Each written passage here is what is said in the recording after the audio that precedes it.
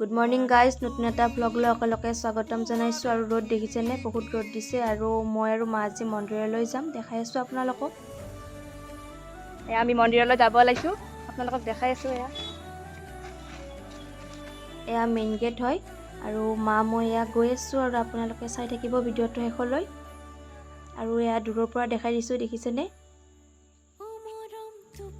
এয়া আমি খটখটিৰে গৈ আছোঁ, আৰু এয়া ওপৰৰ পৰা দেখাই দিলোঁ আপোনালোকক। বহুত ভাগৰ লাগে, কিন্তু গৈ ভালো লাগে।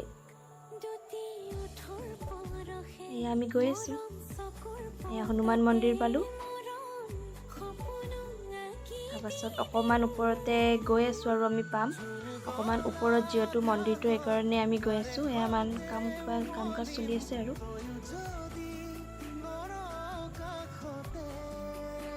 এয়া ভাগৰ লাগিছে বহুত। এয়া মা আহি আছে পিছে পিছে, ভাগৰ লাগিছে দুইজনীৰে।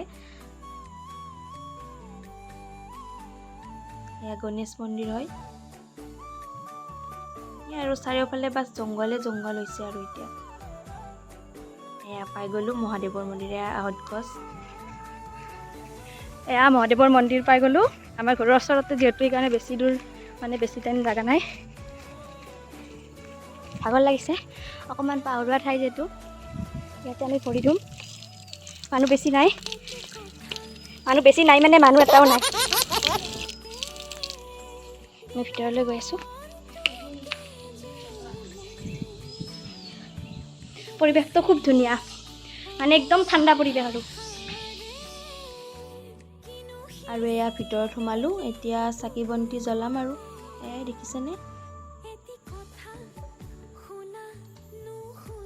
আজি যিহেতু শাওণ মাহৰ প্ৰথমটো সোমবাৰ। আমি যোৱা সোমবাৰৰ পৰাই পালিছোঁ, তথাপিও আৰু শাওণৰ মাহ যিহেতু আজি প্ৰথমটো সোমবাৰ, সেইকাৰণে আজি আৰু মহাদেৱ বাবাৰ ওচৰত আশীৰ্বাদ ল'বলৈ আহিলোঁ। আৰু লগতে আপোনালোকেও জনাবচোন ক'ত গ'ল। চাই থাকিব ভিডিঅ'টো শেষলৈ। যদিও ভাল পায় লাইক কৰিব, কমেণ্ট কৰিব, আৰু যদি নতুন হয় চেনেলটো প্লিজ ছাবস্ক্ৰাইব কৰি দিব।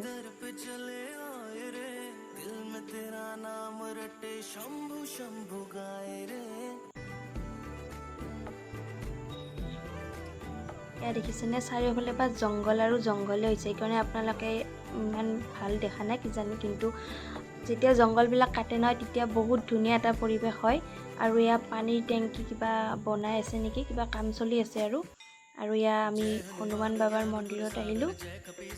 যিহেতু মংগলবাৰে খোলা থাকে, এতিয়া তলা মৰা আছে, সেইকাৰণে আমি আৰু বাহিৰৰ পৰাই হনুমান বাবাৰ আশীষ ল'ম। এয়া চাকি দুগছ জ্বলাই, আকৌ ধূপ জ্বলাই দিলোঁ। আৰু ইয়াত নহয়, ধুনীয়া বতাহ দি থাকে। এয়া দেখিছেনে ওপৰৰ পৰা দৃশ্যটো। আৰু অলপ বতাহও খালোঁ আমি।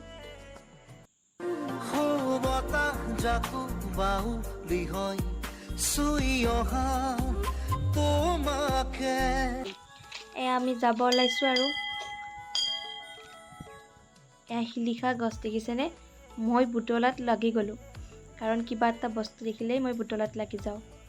এয়া দেখিছেনে, কেইটামান ল'লোঁ আৰু ঠোঁৱাত ভৰাই। আৰু এয়া গৈ আছোঁ। এয়া মায়ে আকৌ দাদাজনক কিবা সুধি আছে।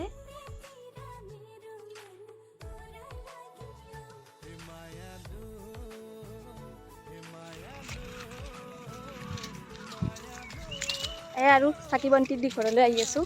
বেছি টাইম কৰা নাই, যিহেতু মানুহ বেছি নাই, আৰু ওপৰত যিহেতু হাতী আছে, তো ভয়ো লাগে।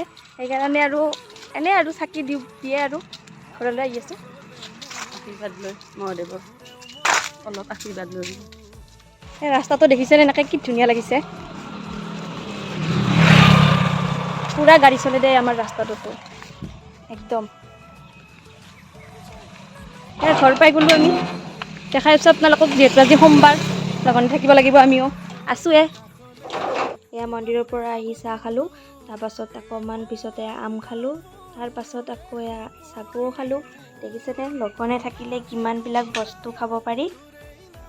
এনে বাকী বেলেগ দিনত ইমানবিলাক বস্তু খোৱা নাযায়। মই আকৌ এইবিলাক একেলগে খোৱা নাই দেই, ভ্লগটোত একেলগে দেখাইছোঁৱে, কিন্তু ৰৈ খাইছোঁ দিয়কচোন, একেলগে ইমানবোৰ খাব নোৱাৰি।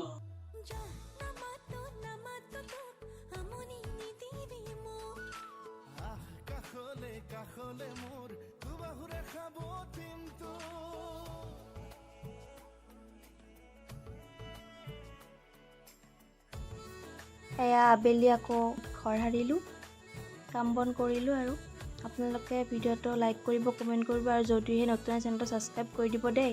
আপোনালোকে ভ্লগবোৰ চাইহে কিন্তু লাইক আৰু ছাবস্ক্ৰাইব নকৰে, কৰি দিব। এয়া আৰু আমি দুখীয়া মানুহ যিহেতু আৰু এই ঘৰ আৰু আমাৰ এয়া গধূলি কাম বন কৰিলোঁ আৰু মায়ে কেমেৰামেন হৈ আছে দেই মোৰ। গা পা ধুই আহিলোঁ যিহেতু বহুত গৰম দিছে, আৰু মায়ে ভাতৰ যোগাৰ কৰি আছে আৰু দেখাই আছোঁ আপোনালোকক। এয়া চাকি বন্তি জ্বলালোঁ ঘৰতে। তাৰপাছত ৰ'ব, এয়া দেখিছেনে হুলস্থুল?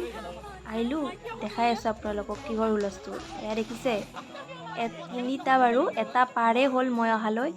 এয়া দেখিছেনে, কৈছিলোঁ যে দিনত বেছি দেৰিলৈ নাথাকোঁ, ওপৰত মানে মন্দিৰৰ ওপৰত হাতী আছে। এয়া দেখালোঁনে আপোনালোকক প্ৰুফ, দেখিছে? মানুহ দেখিছেনে, যোন যেনেকৈ আহিছে, যি পিন্ধি আছে তেনেকৈ ওলাই আহিছে আৰু।